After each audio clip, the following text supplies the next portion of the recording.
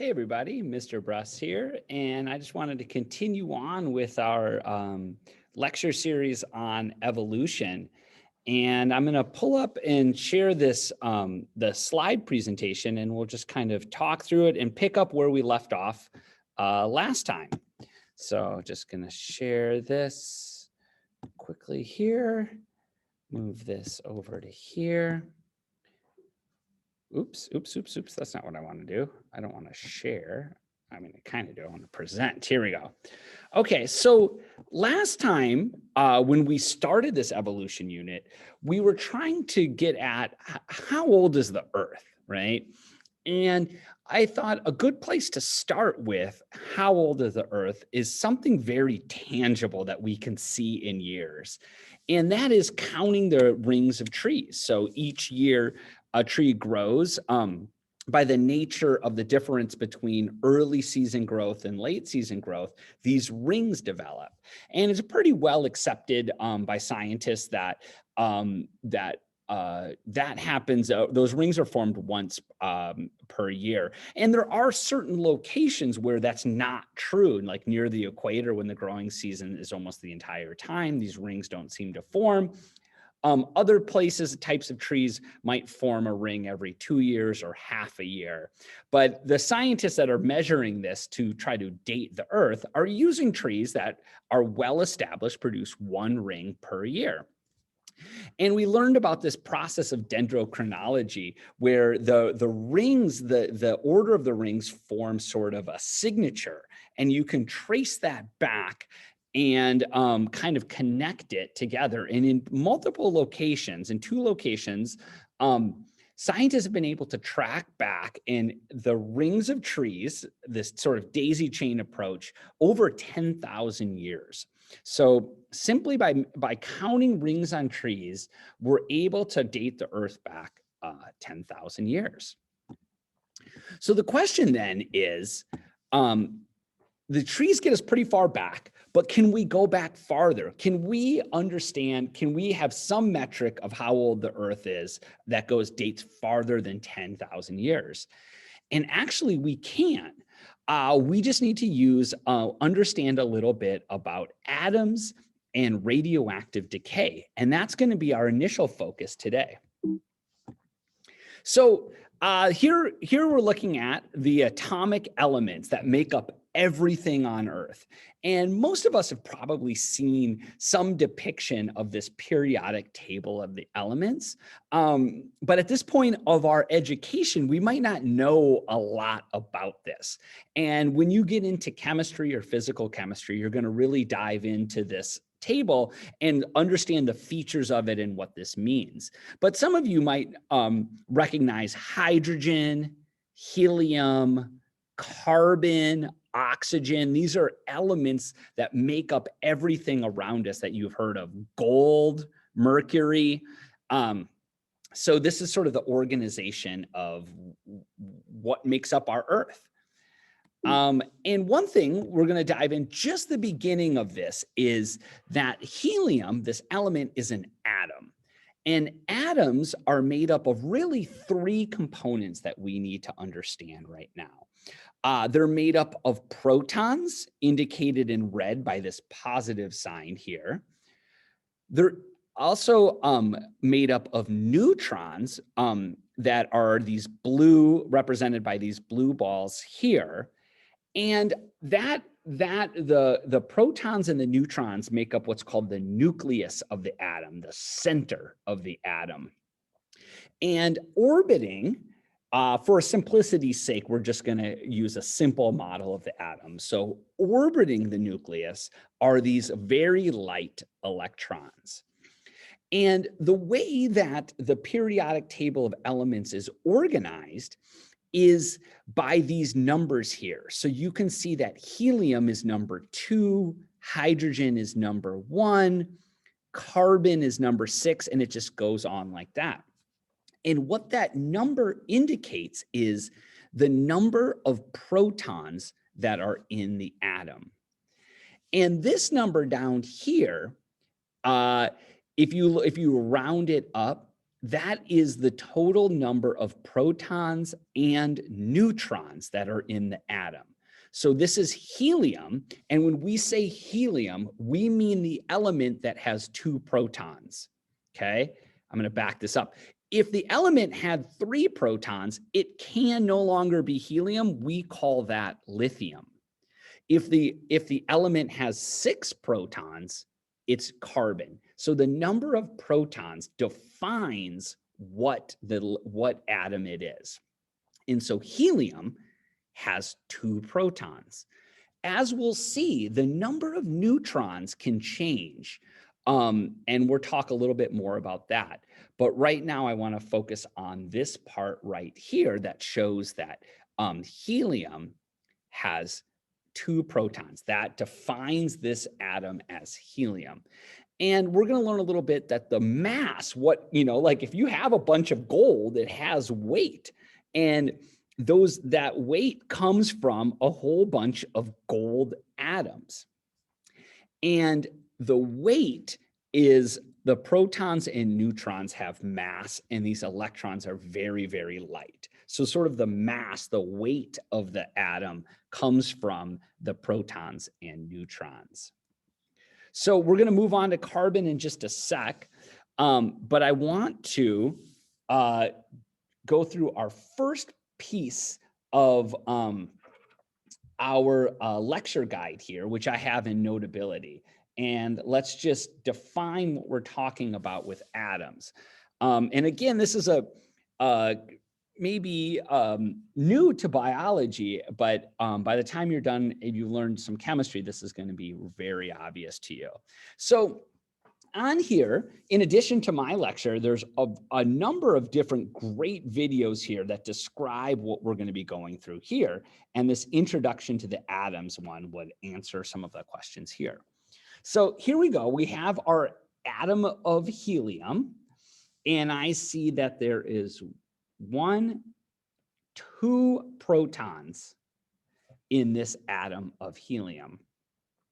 And how many neutrons are here? Well, I see that one and that one. So there are 2 neutrons. And neutrons are thought of in a simplistic manner as sort of a glue that holds protons together into the nucleus. And that glue has to be balanced. You can't have too much of it or too little of it. Otherwise, the atom becomes unstable. And it goes through what's known as radioactive decay. So radiation, you might have seen this from Marvel movies, right? The radiation is what can make mutations, right? And it's a release of energy. And we'll talk about that in a little bit. So we would write this as helium-4. That's the atomic mass of helium is 4. So that is because there are 2 protons plus 2 neutrons, and that makes this helium-4. Okay, so pretty simple. The 4 comes from the number of protons plus the number of neutrons. So let's go back to our lecture here, and we're going to talk about how this relates to carbon. So here we have a carbon atom, and we know this is a carbon atom because I'm counting right here. So here I tried to indicate that the protons here have a positive charge, and that positive charge, you maybe have heard that opposites attract.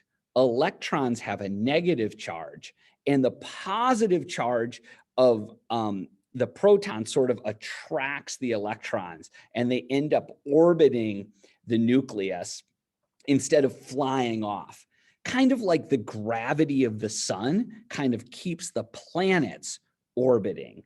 So the positive charge of these protons keeps the electrons sort of orbiting the nucleus. And that's indicated by these black positive parts right here. So I'm seeing 1, 2, 3, 4, 5, 6 protons. So by definition, 6 protons means that this atom is carbon. That's how we know it's carbon. And in this case, I'm counting 1, 2, 3, 4, 5, 6 neutrons. And so the atomic mass of carbon, of this carbon atom, is 12. 6 protons plus 6 neutrons equals 12. It also has 6 electrons, but we're not going to worry about that until chemistry class. For all the ones we're doing here, the number of electrons will just match up with the number of protons. Okay. So carbon is really important to us when we're talking about life, right? So it might be funny like, oh, Mr. Bruss, this is a biology class. Why are you bringing up the periodic table of elements and talking about this? Well, on Earth, we are carbon-based life. So humans are made up of quite a bit of oxygen and hydrogen. And you might know that as H2O. So humans are about 75% water, and that it comes from hydrogen and oxygen make up water, H2O. But the majority of the rest of us is made up of carbon. We are a carbon-based, we have carbon-based life on this planet. And so how is that? Well, this blue box here traces carbon from atmosphere to plants to people. So our atmosphere is made of carbon dioxide. And we've heard a lot about carbon dioxide recently in terms of greenhouse gas and the carbon dioxide that we emit from burning fossil fuels. And prior to even burning fossil fuels, our atmosphere had quite a bit of carbon dioxide in it. And plants take up that carbon dioxide in a process called photosynthesis. And what they do is they use water from the ground, carbon dioxide from the air, and energy from sunlight to convert carbon dioxide into sugar. And that sugar plants can string together either to make starch or to make cellulose fiber. And we can then use that starch to make a variety of different things, yummy donuts. We might eat the corn or make something from the corn. And so by us or animals eating food, eating what was originally plants, we take up carbon from the atmosphere into our bodies. Okay, so that's how we get made of carbon. Now, carbon in the atmosphere comes in 3 different flavors: carbon 12, carbon 13, and carbon 14. And the difference in these is this 12, 13, and 14 represents the atomic number of carbon. And now I'm going to back us up here. This atomic mass, or the this atomic mass of carbon, comes from the number of protons plus the number of neutrons. So here we're looking at carbon 12. But 2 things you need to remember. This atomic mass comes from the number of protons plus the number of neutrons. To be carbon, you have to have 6 protons. So carbon 13 and carbon 14 must have 6 protons. So let's count that. Carbon 12, I count 1, 2, 3, 4, 5, 6 protons. Carbon 13, I count 1, 2, 3, 4, 5, 6 protons. In carbon 14, I count 1, 2, 3, 4, 5, 6 protons. All of these are carbon because they have 6 protons. That's what makes it carbon. Well, so how do these numbers change? Well, in carbon 12, the most abundant carbon on our planet, there are 1, 2, 3, 4, 5, 6 neutrons. While in carbon 13, there are 1, 2, 3, 4, 5, 6, 7 neutrons. 6 protons plus 7 neutrons makes 13. And you might be able to see where this is going. Carbon-14 has 1, 2, 3, 4, 5, 6, 7, 8 neutrons. 8 neutrons plus 6 protons makes carbon-14. 6 plus 8 is 14. And so what we're going to learn about in just a second is that carbon-14 is not stable. There are too many neutrons packed into this nucleus, and in a very measurable way, carbon and almost like a clock, carbon-14 will break down into nitrogen-14 and release energy. That's called radioactive decay. So let's just go over a couple of these things that we just learned about back in our lecture guide. So I'm going to head back over to our lecture guide here. Hit this screen, start broadcasting. And this is the next part, the next video in the series that you would have learned about is this introduction to isotopes. That's what we just discussed. So in this picture right here, I count 1, 2, 3, 4, 5, 6 protons. Of course, it has to have 6 protons if we're going to call it carbon. 6 protons. And I count, I'll make it blue, why not? 1, 2, 3, 4, 5, 6 neutrons. And this makes this carbon-12. So what is the difference between carbon-12 and carbon-14? Well, if I was to draw carbon-12, maybe we could make the protons. So I'm going to draw these protons. 1, 2, 3, 4, 5, 6. I'll give them a little positive. Okay. And carbon-14 also has 1, 2, 3, 4, 5, 6 protons. It has to have 6 protons. That's what makes it carbon. But in carbon-12, there are 1, 2, 3, 4, 5, 6 neutrons. And then if we wanted to, we could draw electrons orbiting this carbon here. Okay, 6 electrons. While in carbon-14, the difference is, while there's still 6 protons, there are 1, 2, 3, 4, 5, 6, 7, 8 neutrons.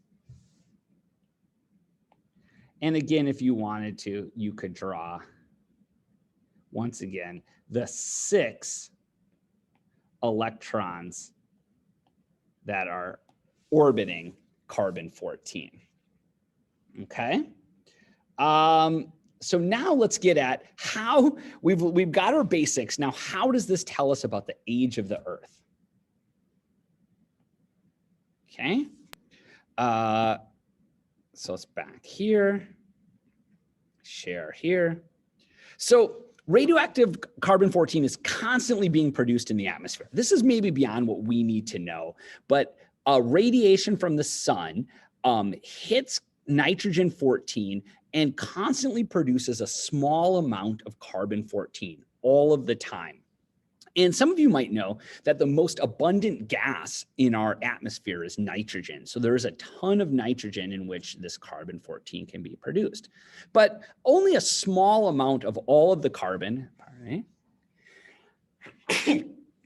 is carbon-14. And just like carbon, the normal sort of more abundant carbon-12 gets into carbon dioxide, which gets into plants, a small amount of carbon-14 gets into plants, is taken out of the atmosphere and goes through photosynthesis and becomes the sugar and the fiber and the starch of plants. So all trees, all plants are a small amount of carbon-14. So when some animal eats this plant, or if we eat the plant, or if we eat the animal that ate the plant, we will get carbon-14 into our bodies. We're not plants. I can't drink in carbon-14 from the atmosphere. None of my body is made up of carbon dioxide from the atmosphere because I don't have the enzymes. I don't have the processes to do photosynthesis. So all the carbon that comes into my body comes in from eating it, eating plants or eating animals that have eaten plants. Or when we're infants, right, from our mother's milk. Okay, so we are all a mixture of carbon-12 and carbon-14. Our mixture of carbon-12 and carbon-14 is the same as the atmosphere while we are alive. So this is an important concept. So in the atmosphere, there's a small amount of carbon-14, let's say about 1%. That's actually too high, but let's just use that. About 1% is carbon-14. That means that all the plants that are photosynthesizing are 1% carbon-14. And since the carbon in my body, which makes up my muscles and my bones and everything else about me, comes from eating plants or eating animals that have eaten plants, I will take in the same amount of carbon-14 that was in the plants. So in my body, there is 1% carbon-14. So when an animal dies or when a human dies, we're no longer eating any more carbon. And so we're not taking in any more carbon from the atmosphere. And what happens to the carbon-14 is it slowly goes through radioactive decay.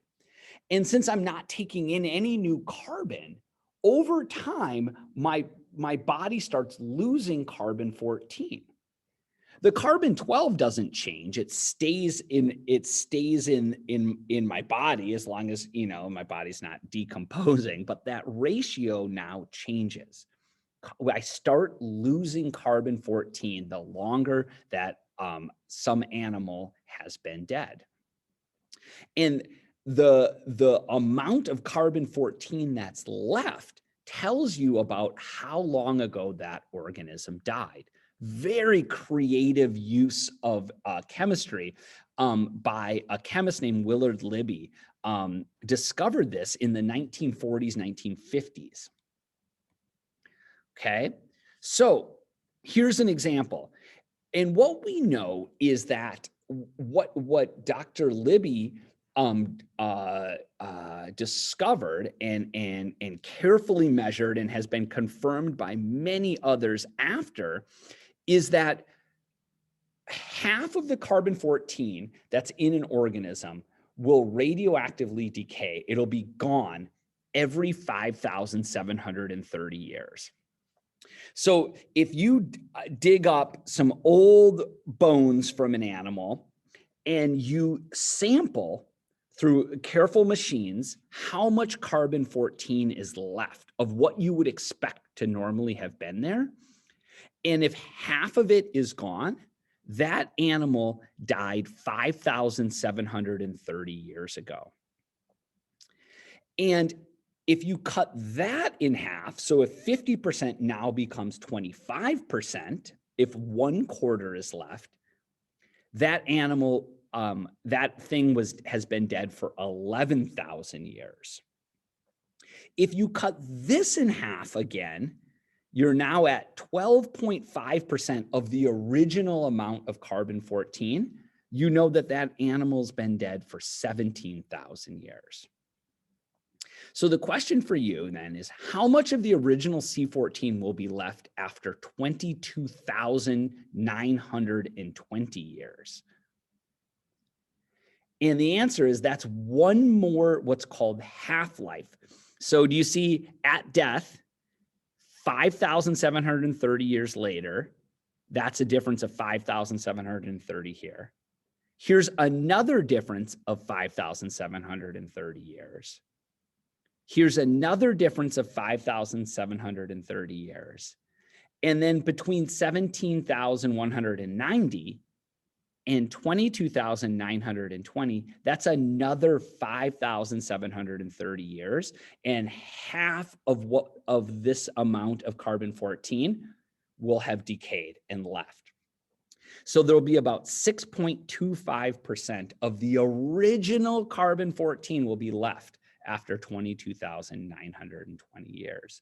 And so this has been a really well-studied and well-established way of monitoring the age of bones, of artifacts, of even like old cloth that was made from plants originally, right? Like paper, things, parchment, things that we write on came from plants originally that had carbon-14 in them from the atmosphere. And after every 5,730 years that a plant or an animal has been dead, it will lose half of its carbon-14 to radioactive decay. And so this is a tool scientists can use carefully to measure the age of different artifacts or the age of different fossils. And it's good. This gets us to about 50 to 100,000 years old, at which point there's just not enough carbon-14 left to be that accurate. Almost all the carbon-14 is gone after around 100,000 years. So I'm going to stop this as part 1, and we'll continue on with part 2 of this discussion in a little bit.